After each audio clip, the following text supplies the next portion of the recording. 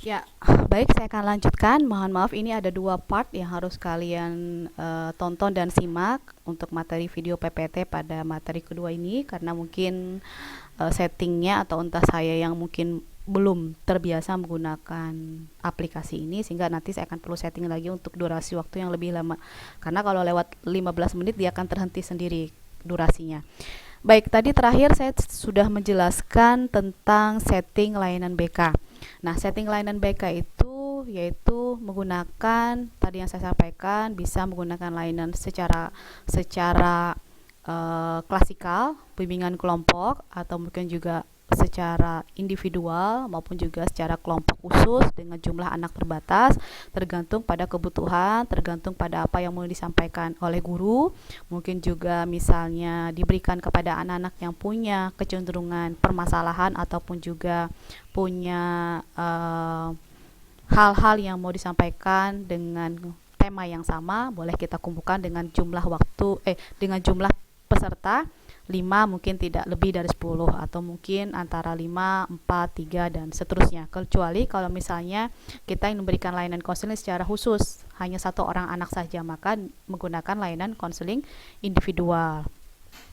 Namun perlu saya sampaikan kepada anak-anak yang diberikan layanan konseling ini, karena kecenderungan yang kemarin saya sampaikan pada pertemuan pertama, bahwa orang tua punya wewenang yang cukup besar pada kehidupan anak pada anak usia dini ini, sehingga pengaruh ataupun juga pola-pola kebiasaan keluarga di rumah dan orang tua sangat berperan besar terhadap karakteristik anak ataupun juga problem yang dialami anak, sehingga orang tua perlu juga kita berikan konseling kalaupun itu diperlukan, atau memang orang tua yang punya kontribusi terhadap permasalahan yang terjadi pada anak.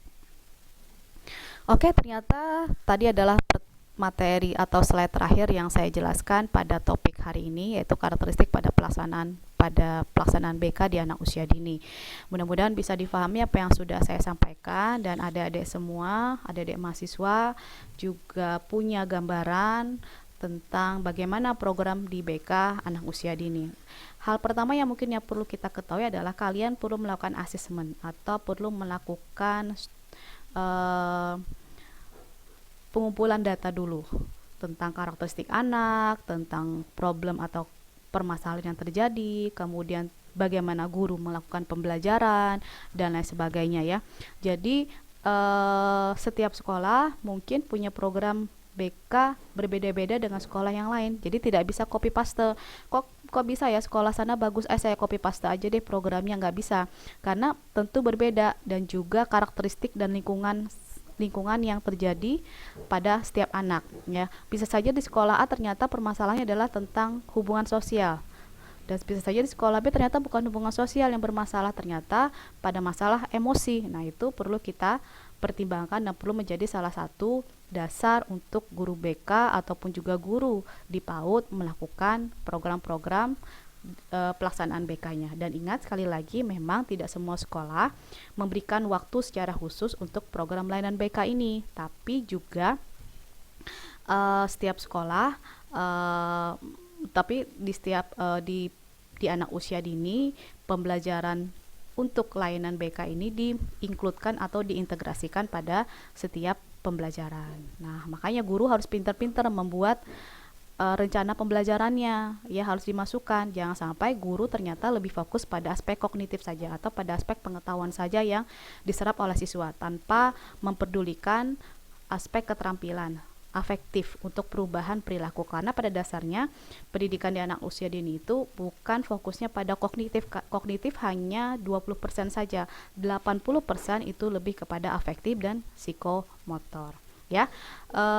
Seperti yang mungkin kalian ketahui, banyak sekolah-sekolah di negara-negara maju, khususnya pada sekolah anak usia dini, mereka lebih mempertimbangkan bagaimana membentuk karakteristik pribadian anak, bisa bertanggung jawab, bisa kemudian mampu belajar antri, sabar, bergantian, berbagi mainan bersama teman-temannya, bersikap jujur, kemudian juga mampu menghargai orang lain. Nah, itu yang hal-hal itu yang perlu dilatih dan diberikan kepada anak usia dini, bukan kemampuan membaca, bukan anak bisa berhitung, bukan bagaimana anak bisa melakukan kegiatan-kegiatan kognitif dengan baik dan mendapat nilai yang sangat tinggi.